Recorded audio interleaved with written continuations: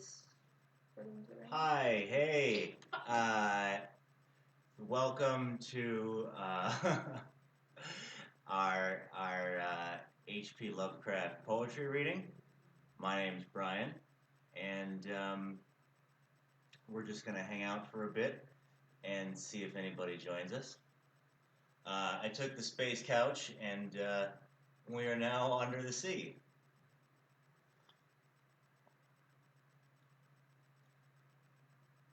Well, it's an odd time to do it. I didn't really advertise this, so we'll see if anybody shows up. But H.P. Lovecraft had a thing for Christmas, and this was Heidi's idea, so I'm pretty happy about that. And we'll do 4 poems. They're all pretty silly, except one which is very disturbing. And you know, we will big ups to Control Shift. What's up, man? So we got to get on a plane to Cleveland in a little bit for Christmas from Boston. So we'll just start up. This first one is called Christmas Greetings to Sonia H. Green, Lovecraft's wife. Interesting side note: they met at a con. Like, how nerdy is that shit? Lovecraft was a hella nerd. Met his wife at an amateur journalism con in 1921, and wrote her this. This is Christmas Greetings to Sonia H. Green. Once more the ancient feast returns, and the bright hearth domestic burns. With Yuletide's added blaze, so too may all your joys increase, midst floods of memory, love, and peace, and dreams of halcyon days. I looked it up. Halcyon refers to good times. I didn't know that. It comes from Greek mythology, when these two people were turned into birds, also halcyon kingfishers, and the Aeolus, I think it's a god of wind, restrained wind for 7 days, so that these birds could have their eggs, which is what halcyon days refers to. And I thought that was and not halcyon and on the Orbital song. Although that is why I picked this one, to be honest. So that was Christmas Greetings to Sonia H. Green. Now here's 2. She wrote, what did she write? She wrote a couple with him. I'm blanking on those. But following, we have 2 poems to Frank Belknap Long's cat. Frank Belknap Long, it will be recognizable to Lovecraft fans as the mythos author of, probably most famously, the Hounds of Tyndalos. Interesting that he wrote Hounds of Tyndalos, and Lovecraft wrote not 1 but not 2 kind of mean poems to his cat for Christmas. Here we go with the first one. Little tiger burning bright, with a subtle, blakish light, tell what visions have their home in those eyes of flame and chrome. Children vex thee, thoughtless, gay, holding what thou wouldst away. What dark lore is that which thou, spitting, mixest with thy meow? So I think what he's saying here is that, like, it's a very regal cat, and the children are kind of fucking with him, but the cat is very, very sort of stately, but children mess him up, and he's being kind of an ass. And then the cat, and then that poem is, that sentiment is sort of reflected, I think. This is my sort of hack interpretation. In the second poem, the sequel, The Godfather 2, that Lovecraft wrote to Frank Belknap Long's cat, Felis, by the way, not Felix, Felis. This one's a little bit more grandiose, but I think the same sentiment. Here we go. Haughty Sphinx, whose amber eyes hold the secrets of the skies, as thou ripplest in thy grace round the chairs and chimney place, scorn on thy patrician face, hiss not harsh nor use thy claws on the hand that gives applause. Goodwill only doth abide in these lines at Christmas tide. So basically, stop being a dick, cat. Like, Lovecraft famously loved cats, but he's being so passive-aggressive at his friend's cat in these poems.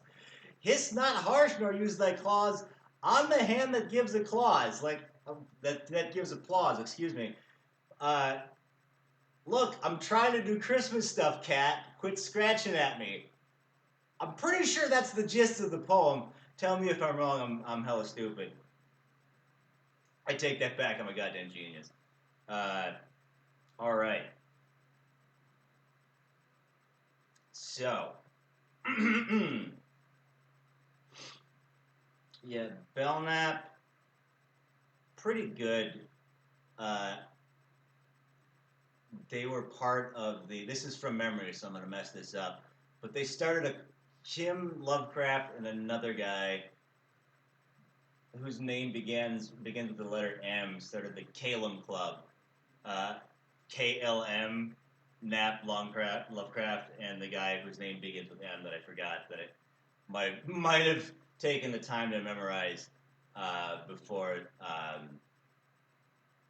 the thing here tonight, but we gotta get on a plane in a little bit. That's okay though. That's okay. We just wanted to bring you some Christmas, some spooky Christmas joy. You ready? Okay. Here we go with the creme de la creme, the top shelf stuff. Tonight's coffee cup. I don't know if you can see it. We're doing soy calf tonight, and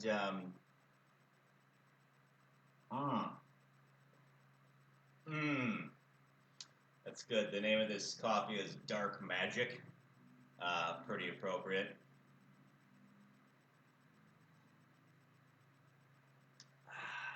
Rocking some Twin Peaks socks. Heidi got me these. And, alright. Here we go with Festival. Not The Festival, which is a short story. This is Festival, the poem. Although they appear to be related, The Festival, the short story, is the one where a guy shows up and he thinks he's witnessing some folksy kind of hometown annual celebration, and it turns out to be horrific, and there's some Biakis or Biakis, and just, cause Lovecraftian indescribable horror. That's one of the great things about talking about Lovecraft live, is if you fuck it up, you can just say it was indescribable. Anyway, here we go with Festival. There is snow on the ground, and the valleys are cold, and a midnight profound blackly squats o'er the wold. But a light on the hilltops half seen hints of feastings unhallowed and old. There is death in the clouds, there is fear in the night, for the dead in their shrouds hail the sun's turning flight. A chant wild in the woods as they dance around a Yule altar, fungus and white. To no gale of earth's kind sways the forest of oak, where the sick boughs entwine by mad mistletoes choked. For these powers are powers of the dark, from the graves of the lost druid folk. And mayst thou to such deeds be an abbot and priest, singing cannibal greeds at each devil-wrought feast, and to all the incredulous world showing dimly the sign of the beast. Damn! So good! It starts out, there is snow on the ground and the valleys are cold. Like, it could just be any sort of dime a dozen uh, Christmas jingle, Hallmark commercial background thing. And then it starts getting into, like, the age of the earth, so it's like, alright, where are we going? And death in the clouds, fear in the night. Okay. For the dead in their shroud, hail the sun's turning flight. Okay. And chant wild in the woods as they dance on the Yule altar, fungus and white. Boom! Full on. This is like the big reveal. Now we're in Act 3, right? Now we're going full Lovecraft. You know what the monster looks like in the movie? All that shit. To no gale of earth's kind sways the forest of oak, where the sick boughs entwined by mad mistletoes choke. For these powers are the powers of the dark, from the graves of the lost druid folk. Okay, now we got D&D monsters up in this bitch. Like, have you seen The Apostle? That's kind of what I think of. Like with these, I won't spoil it, but supernatural horror, druidic horror, like really good. But that idea that the woods are maliciously alive on Christmas, and then we go a little full monster here. And mayst thou to such deeds be an abbot and priest singing cannibal greeds? A priest eating people? At each devil-wrought feast. And to all the incredulous world showing dimly the sign of the beast. Getting metal, HP. Love it.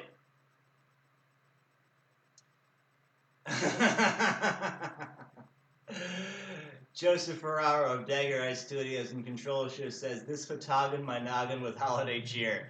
So good! Write that down. Write that down, man. There are many Lovecraft poems. Those are my favorites. They get a little holiday cardy. Like, I think he legit liked Christmas, maybe. I know that doesn't make a lot of sense. In my own quack psychology, I think he liked making his friends happy and could have given a shit really about Christmas, so he wrote him these doofy little Christmas poems. But maybe he was really into Christmas. Some people are. Speaking of Christmas, we're gonna cut this initial edition of Sea Couch. It's called Sea Couch.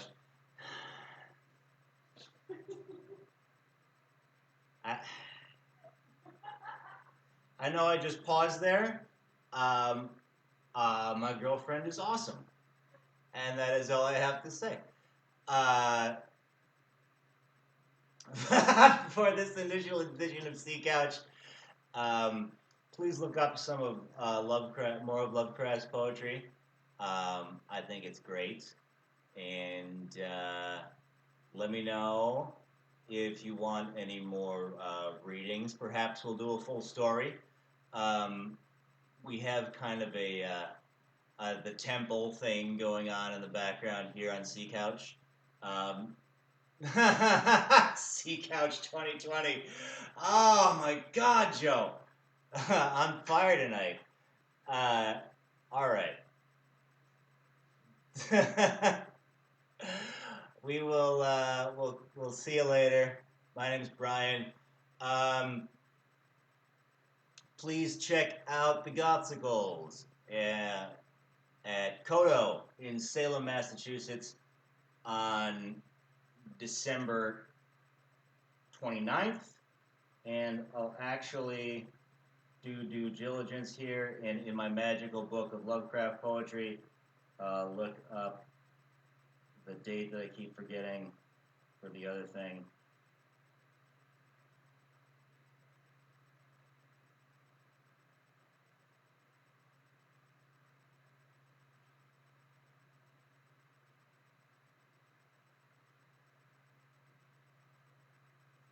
That might be good for a movie, that last poem. Because it's vague enough that you could leave it open to interpretation. January 27th at O'Brien's in our new hometown of Boston. The Gothsicles, Transdusk, Big Time Kill, Morris Black, DJ Sawtooth, all friends of ours. I said it before, but I'll say it again. Boston Industrial is the new thing, and we're coming for you, Chicago, even though I love Chicago. All right, Sea Couch out. We got to get on a plane, and we'll see you next time. I haven't figured out how to turn it off remotely yet, but I got to find the sea mouse. There's this. Okay. Okay, bye.